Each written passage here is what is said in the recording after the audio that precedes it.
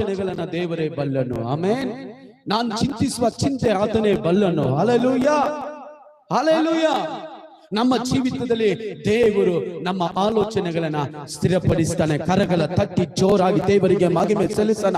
ಯಾಕಾದರೆ ಆತ ನಮ್ಮ ರಕ್ಷಕನಾಗಿದ್ದಾನೆ, ನಮ್ಮ ಆಲೋಚನೆಗಳನ್ನ ಸ್ಥಿರಪಡಿಸುವ ದೇವರಾಗಿದ್ದಾನೆ. ಹಲ್ಲೆಲೂಯಾ. 16:3 ಓದಿ, ಜ್ಞಾನೋಕ್ತಿಗಳ 16:3.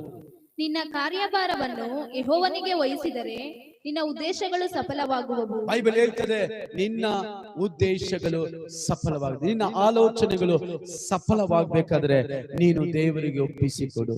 ನಿನ್ನ ಜೀವಿತವನ್ನ ದೇವರಿಗೆ ಒಪ್ಪಿಸು, ನಿಮ್ಮ ಬದುಕನ್ನ ದೇವರಿಗೆ ಒಪ್ಪಿಸು. ನೀನು ಯಾವಾಗ ದೇವರಿಗೆ ಒಪ್ಪಿಸದೇ ಇರ್ತೀಯೋ, ದೇವರಿಗೆ ಸೈತಾನು ನಿನ್ನನ್ನ ಆಕ್ರಮಿಸಿಕೊಳ್ತಾನೆ. ನಾನು ಲೀಡರ್ಶಿಪ್ ಟ್ರೈನಿಂಗ್ ಅಲ್ಲಿ ಉಪವಾಸ ಪ್ರಾರ್ಥನೆಯಲ್ಲಿ ಹೇಳಿದೆ, ಒಂದು ನಮ್ಮನ್ನ ದೇವರು ಉಪಯೋಗಿಸಬೇಕು, ಇಲ್ಲ ಅಂದ್ರೆ